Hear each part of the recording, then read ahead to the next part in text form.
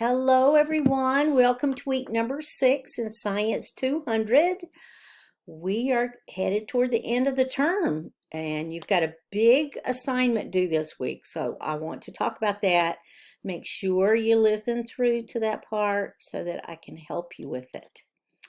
All right, we always like to review what happened last week and what you learned about last week.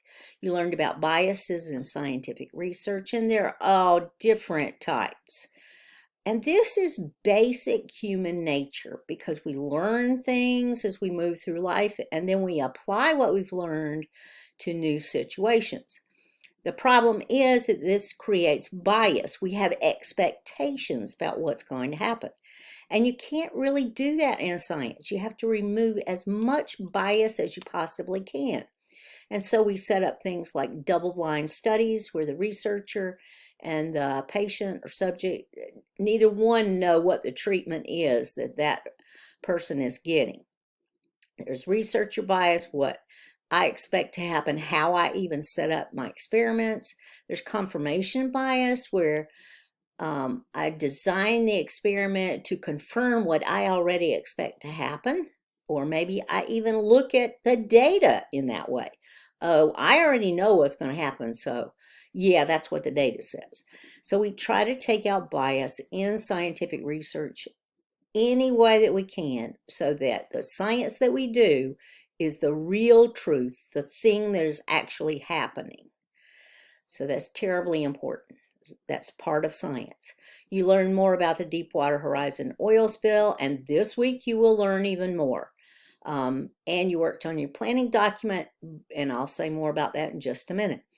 So in your Sumo web text, you're going to be delving a little bit further into the Deepwater Horizon oil spill and how it affected the food chain, the food web in the Gulf of Mexico, and what was the actual ecological damage. Of course, we do not know for sure. Can you imagine? How do we even determine that? Do we have numbers about how many dolphins died? Yes, we do. Do we know every single one that died? No, we do not. You can bet that some of them sank to the bottom of the ocean when they died. And so there's no way for us to know about those.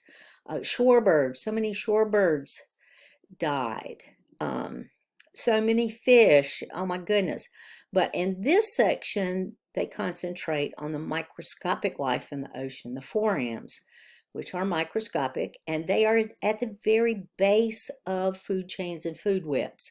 And so everything else in the ocean depends on these microscopic organisms.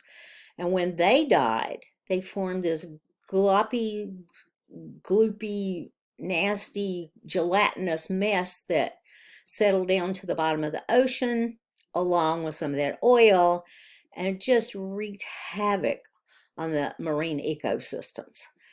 So you'll learn more about that. You have an audio file to listen to this week about that. And you'll answer the questions, of course.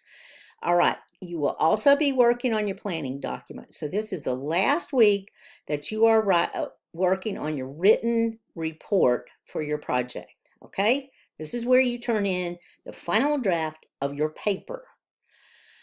In week 5, you turn in exactly the same information, the same guidelines, the same rubric. But you get feedback on week 5's assignment and you make corrections for your week 6 assignment.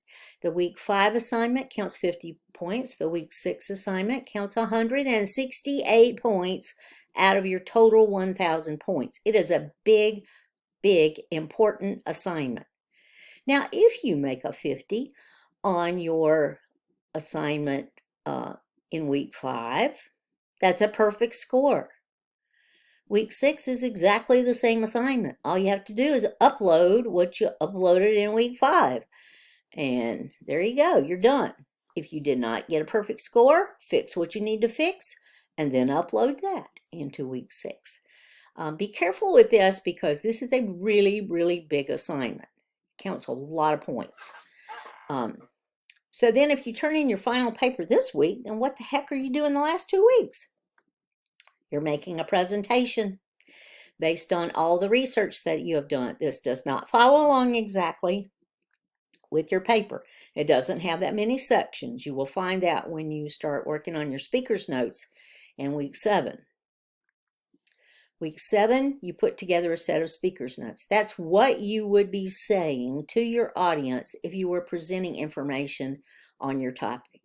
Week 8 will be slides, 5 to 7 slides, not counting an opening slide and any reference slides that you have.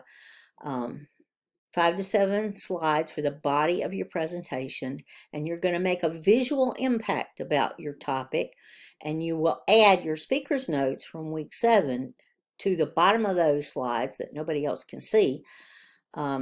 And this is your presentation that you would make to that audience that you have already chosen. Okay, so that's due in week 8. So that's what we've got coming up. Then also in week 6, you have discussion board postings. Your initial post is all about what is the most interesting thing that you found out when you did your research. Okay, when you did your scientific research. So, if you tell me that you found out that GMOs cause cancer, I don't know. No, there's never been a study that has said that. So that is not your scientific research. So you might want to go back and look at more science. I hope that you haven't decided that. So what's the most interesting thing that you learned? Why is it interesting? Right? And why is your topic relevant to you? Why do you care about this? Oh, please don't say you don't care about it, because it's one that you chose. So, yeah, it's got to be relevant to you in some way. Then your response posts are about that other person's research, right? What interests you about their topic? And then what further questions do you have that are raised by this topic? If they are looking at electric vehicles and you find out that the carbon footprint is way higher with them than you expected, what further questions do you have about that? How can we lower the carbon footprint of electric vehicles? How can we lower the carbon footprint of gasoline-powered vehicles? Those might be some questions that you have thought of as you're doing this. Okay?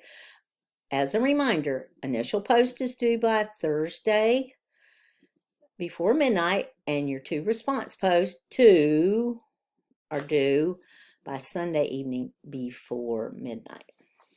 Okay? The tip of the week this week is to proofread your work. This paper that you're turning in week 6, like I said, is very important. It is a big, important assignment. Proofread your work. Proofread it. Now, with the writing instruments that we have now, writing software that we have now, like Word, it tells you if you're making mistakes. It tells you if you have spelling mistakes or grammatical mistakes, if you need a comma here, or if you have a run-on sentence or whatever it is. Word will tell you that, so pay attention to it. But also, what about your wording? Because Word doesn't always catch exactly what you're trying to convey and the meaning of your words. So one way to do this is to read your paper out loud to yourself.